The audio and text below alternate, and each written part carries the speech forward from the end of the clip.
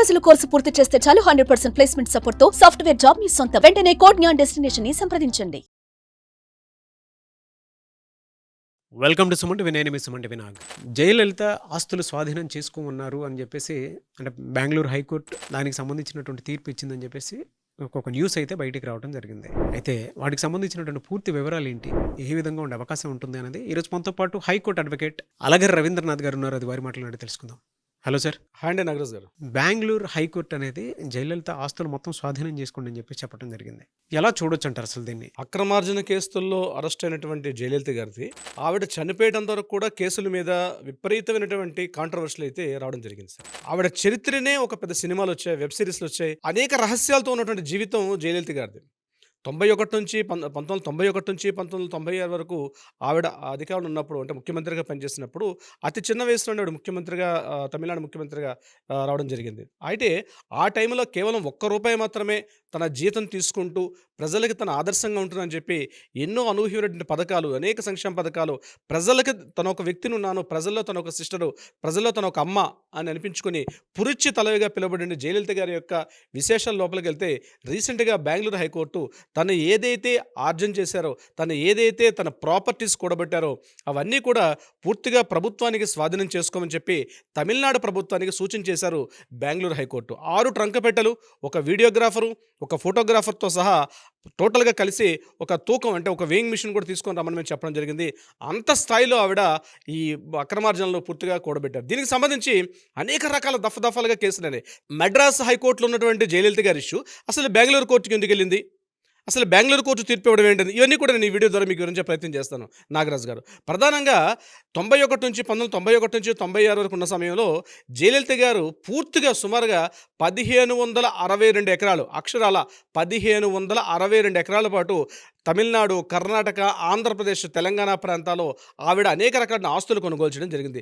దీని మీద ఓసారి కరుణానిధి గారు కూడా అసెంబ్లీలో మాట్లాడుతూ సుమారుగా 4,000 కోట్ల రూపాయల పైబడి ఆస్తులు జయలలిత గారికి ఉన్నాయని కూడా ఒక సందర్భంలో కరుణానిధి గారు కూడా మాట్లాడారు. ఆ సందర్భంలో కోర్టులో కూడా దీని మీద కేసు కూడా నడిచింది.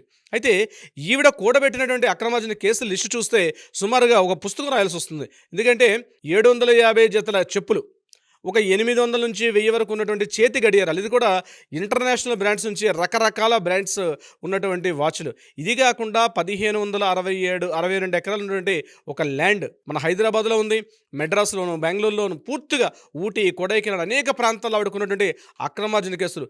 ఇది కాకుండా అక్షరాల 27 కిలోల బంగారం ఉంది, రకరకాల ఆర్నమెంట్స్ చెప్పుకుంటే అసలు అన్ని రకాల ఆభరణాలు బహుశా గుడిలో దేవుళ్ళకి వేస్తారేమో, లేకపోతే లోపల దేవతల యొక్క అమ్మవార్లకు వేస్తారేమో తెలియదు, కానీ అంత స్థాయిలో ఆవిడకు ఉన్నటువంటి ఆభరణాల యొక్క ఇది కాకుండా 11,000 సుమారుగా పట్టు చీరలు ఆవిడ దగ్గర ఉన్నటువంటి చీరలు, ఇవన్నీ కూడా ఆవిడ చనిపోయిన తర్వాత ఈ లెక్కలు పెట్టినప్పుడు ఆస్తులకి వీటికి వారసులు ఎవరు, ఇన్ని రకాల ప్రాపర్టీస్కి ఆస్తులు ఎవరని దీని మీద చర్చ చేసినప్పుడు జయలలిత గారి యొక్క బ్రదర్ యొక్క కొడుకు, అంటే మేనకోడలు అంటే దీపిక అండ్ దీపకుమార్ అని చెప్పి వీళ్ళిద్దరు కూడా ఈ వీటి మీద సుప్రీంకోర్టు వరకు కూడా వెళ్ళడం జరిగింది. అయితే ప్రాపర్టీస్ విషయంలో వీళ్ళ యొక్క చూపించిన ఆధారాల మేరకు ఏదైతే ప్రాపర్టీస్ ఉన్నాయో వీళ్ళకి ఇవ్వడం జరిగింది. కొన్ని సందర్భాల్లో పోయిస్ గార్డెన్స్ అని చెప్పి ఏదైతే చెన్నైలో ఉండే వేదన ప్రాపర్టీ ఏదైతే ఉందో ఆ ప్రాపర్టీ దీనికి ఇవ్వడం జరిగింది. అయితే ఇక్కడ కూడా ఒక వివాదం వచ్చింది. మళ్ళీ ఆ పోయిస్ గార్డెన్స్ని తీసుకున్న తర్వాత మేము దీన్ని కంప్లీట్గా జయలలిత గారి యొక్క మాన్యుమెంట్ అంటే ఒక మ్యూజియంగా మారుస్తామని చెప్పి వాళ్ళు ప్రకటించినప్పుడు హైకోర్టు తీవ్ర అభ్యంతరం వ్యక్తం చేశారు. ఎందుకంటే మీకు చెన్నైలోని మెరీనా బీచ్ దగ్గర సుమారు 83 కోట్ల రూపాయల విలువతో ఉన్నటువంటి ఒక పెద్ద మాన్యుమెంట్స్ ఉన్నాయి, అక్కడ మ్యూజియం ఉంది. అంతకుమించి మళ్ళీ మీరు ఈ ప్రాపర్టీని మళ్ళీ ఏం చేస్తారని చెప్పి ఆ ప్రాపర్టీని కూడా తీసుకో ప్రయత్నం చేశారు. అంటే ఈవిడికి వారసులు లేకపోవడం, మ్యారేజ్ చేసుకుని సరే చట్టబద్ధమైన వారసులు ఎవరు లేకపోవడం వల్ల ఈ ఎంటైర్ ప్రాపర్టీ మొత్తం కూడా సుమారుగా 20 సంవత్సరాల పాటు కోర్టులో, రకరకాల కోర్టుల్లో ఈ వాద్యాలు, గొడవలు, అంటే ఒకరి మీద ఒకరు, అంటే ప్రభుత్వాన్ని ఒకసారి లేదు మేము దీపిక అండ్ దీపకుమార్ అని చెప్పి మేమున్నాం అని చెప్పి వాళ్ళు ఇలా రకరకాల డిస్కషన్స్ అయిన తర్వాత చివరిగా రీసెంట్గా Bengaluru high court Bengaluru city civil court తీర్పిస్తూ ఏం చేశారంటే ఈ ప్రాపర్టీ అంతా కూడా ప్రభుత్వానికే చెందుతుంది కాబట్టి ఇమ్మీడియట్గా తమిళనాడు ప్రభుత్వం వచ్చి ఈ ప్రాపర్టీని మొత్తం కూడా లెక్కించి తీసుకెళ్ళమని చెప్పి చెప్పడం జరిగింది. అంటే మన్నార్గుడి మాఫియా అంటారు. అంటే తమిళనాడులో పూర్తిగా తనకు కూటమి నడిపించింది జయలలిత గారు చేశారు. అంటే శశికళ, అదేవిధంగా కేవీ నటరాజన్ వీళ్ళందరూ కూడా కలిసి ఒక మన్నార్గుడి మాఫియా. అంటే జయలలిత అధికారం ఉన్న టైంలో ప్రాపర్టీస్ కానీ ఆవిడ చెప్పిందే రాజ్యం. అంటే మొట్టమొదటిగా చెప్పాలంటే అవినీతి అక్రమార్జన కేసుల్లో ఉన్నటువంటి లాలూ ప్రసాద్ ఎలా అయితే నార్త్ ఇండియాలో ఆయన ఏ రకంగా ఉండిపోయారో, అట్ ద సేమ్ టైం ఇక్కడ జయలలిత కూడా పురచి తలవిగా చెప్పినటువంటి జయలలిత గారు కూడా అక్రమార్జన కేసులు అనేక రకాలుగా ఉండిపోయారు. అవి కాకుండా ఆవిడ చేసినటువంటి ఎన్నో రకాల ఇన్వెస్ట్మెంట్స్, స్టాక్స్ కావచ్చు, షేర్స్ కావచ్చు, గోల్డ్, బంగారు వజ్రాలు, అంటే వజ్రాలు పొదిగినటువంటి రకరకాల బంగారు ఆభరణాలు లెక్కించడానికి సుమారు 4 రోజులు పట్టిందంటే ఈ యొక్క నిన్న కోర్టు ఇచ్చిన తీర్పులో మనకు తెలియపరిచిన విషయం అంటే అవన్నీ లెక్క పెడుతుంటేనే 4 days పట్టింది. మార్నింగ్ 8 గంటల నుంచి రాత్రి 9 గంటలు లెక్కిస్తుంటే ఆ టోటల్ ప్రాపర్టీస్ లెక్కిస్తుంటేనే కంటిన్యూగా 4 days పాటు ఐటీ అధికారులు దానికి విలువ అంటే దానికి మెజర్మెంట్ చేసిన వాళ్ళందరూ లెక్కిస్తుంటే 4 రోజులు పట్టింది. ఇంత విలువైన ఆస్తి ఆవిడ మాత్రం ఏ రోజు కూడా తన ఒంటి మీద ఒక బంగారు ఉండేది కాదు నాగరాజు గారు. తన ఒంటి మీద ఒక ముక్కు పుడక కానీ ఒక బంగారు ముక్కు పుడక లేకుండా తను పూర్తిగా కూడా అత్యంత సాధారణ ఒక స్త్రీగా తన జీవితాన్ని గడిపి ఎంత ఆభరణం ఎందుకు ఆవిడ కూడబెట్టారో, ఎవరి కోసం కూడబెట్టారో, ఆవిడ ఇంద్రభ్రమణం లాంటి ఆ పోయిస్ గార్డెన్స్ ఎందుకు ఉందో. విశేషం ఏంటంటే మన హైదరాబాద్లో కూడా మేడ్చల్కి వెళ్ళే దారిలో కొంపల దగ్గర జేజే గార్డెన్స్ అని చెప్పి ఇక్కడ కూడా ఒక 24 ఎకరాల ద్రాక్ష తోట కూడా ఆవిడ ఉండడం జరిగింది. ఇది కాకుండా మాదాపూర్, కొండపూర్ అంటే అప్పుడు ఆ టైంలోనే బహుశా డెవలప్ అవుతుందని చెప్పి జూబ్లీస్లో కూడా కొన్ని ప్రాంతాల్లో ఆవిడ ప్రాపర్టీస్ కూడా పెట్టుకోవడం జరిగింది. ఇది కాకుండా బెంగళూరులో ఉన్న ప్రాపర్టీస్, చెన్నైలో ఉన్న ప్రాపర్టీస్, మన్నార్గుడి దగ్గర ఉన్న ప్రాపర్టీస్, కోయంబత్తూరు దగ్గర ఉన్న ప్రాపర్టీస్ ఇవన్నీ లెక్క వేస్తే 1562 జయలలిత గ్రీన్ టీ అని చెప్పి ఒక టీ ఎస్టేట్ కంపెనీ కూడా జయలలిత గారు నడిపించారు. అంటే రాజుల సొమ్ము రాళ్ల పాలు అన్నట్టుగా ఈ టోటల్ ఈ ప్రాపర్టీస్ అన్నీ కూడా మాకు కావాలని చెప్పి ఏదైతే వీళ్ళ వారసులు క్లెయిమ్ చేసుకుంటున్నారో మీకు చందం అని చెప్పి ఈరోజు బెంగళూరు హైకోర్టు పూర్తిగా ఇవ్వడం జరిగింది. బెంగళూరు హైకోర్టు దీనికి ఎందుకు డెసిషన్ తీసుకుని చెప్పి చాలామందికి ఒక అనుమానం ఉంటుంది.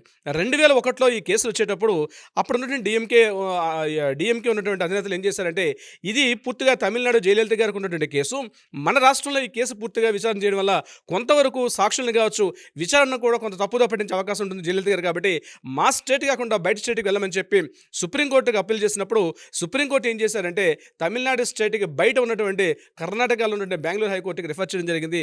సో దీనికి సంబంధించి బెంగళూరు హైకోర్టు దీని మీద తీర్పు ఇవ్వడం జరిగింది. నాగరాజు గారు అంటే అనేక వేల కోట్ల రూపాయల ఆస్తులు ఈరోజు లెక్క వేస్తే సుమారుగా 4500 కోట్ల పైబడి ఆస్తున్నట్టుగా ఆ లెక్కలు ఈరోజు ఉన్నటువంటి ప్రామాణిక లెక్కలు బట్టి ఇది తెలుస్తుంది. అంటే నేను ఇందాక మీకు చెప్పినట్టుగా రాజుల సొమ్ము రాళ్లపాలని ఏ రకంగా అయితే మనం చెప్పుకుంటామో ఇంత ప్రాపర్టీ కూడబెట్టుకున్నారు.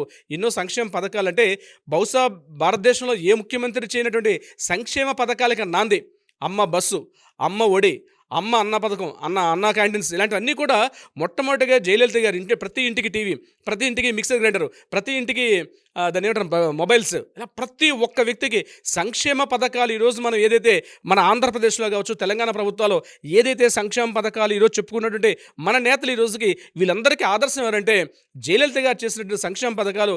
ఇప్పటికి బహుశా ఆవిడ చేసిన సంక్షేమ పథకాలు ఇప్పుడున్నటువంటి నాయకులు కూడా మేము చేయలేము, మా రాష్ట్ర బడ్జెట్ సపోర్ట్ చేయదని చెప్పి చేతులెత్తేసే పరిస్థితి ఉన్నప్పుడు ఆవిడ చేసిన సంక్షేమ పథకాలు ఎలా అందజేస్తారో తెలియదు. కానీ ఈరోజు ప్రతి ఇంట్లో కూడా ఒక తల్లిగా ఒక మా జయమ్మ అంటే పురుష తలగా పిలువబడి జయలలిత గారు ఆవిడ తదనంతరం ఇది చూస్తే ఇన్ని వేల కోట్ల రూపాయలు ఎందుకు కూడబెట్టుకున్నారు, ఏం చేయాలనుకుంటున్నారు అర్థం కాని పరిస్థితిలో బెంగళూరు హైకోర్టు ఇచ్చిన తాజా తీర్పుతోటి మొత్తం యావత్ ప్రపంచం కూడా ఒక నిశ్చేష్లు అవుతున్నారు. ఎంత అంటే బెంగళూరు హైకోర్టులో ఉండేటువంటి అంటే చూపించినటువంటి వాల్యూ ఎంత ఉండొచ్చు అన్న 4500 కోట్ల రూపాయలు ఉన్నట్టుగా. ఇది కేవలం ప్రాపర్టీస్, ఇంకా గోల్డ్ లెక్కించలేదు. ఆవిడ పట్టు చీరలు సుమారు 11,000 పట్టు చీరలు అంటే లక్షల్లో ఉంటుందని చెప్తున్నారు. అంటే బంగారు జరీతో నేసినటువంటి చీరలు బహుశా 95, 96 ఆ ప్రాంతంలో ఉన్నటువంటి చాలామందికి పేపర్లు తిరిగేస్తే పేపర్లో మొత్తం కూడా 12 పేజీలు ఉంటే 4 పేజీలు పాటు జయలలిత న్యూసే ఉండేది. ఆవిడ తనకు ఆస్తులు కూర్చి రాసేవారు అక్రమార్జన కేసులు. ఆవిడ ప్రతిదీ కాంట్రవర్షియలే. తన ఎంటైర్ త్రూఅవుట్ లైఫ్ ఒక కాంట్రవర్షియల్గా గడిపిన జయలలిత గారికి అన్ని రకాల ప్రాపర్టీస్ ఉండేవి. నాగరాజు గారు చూద్దామండి ఏ విధంగా ఉంటుంది అనేది. Anyways thank you so much Alagiri Ravindranath గారు. Thank you so much Nagaraju గారు.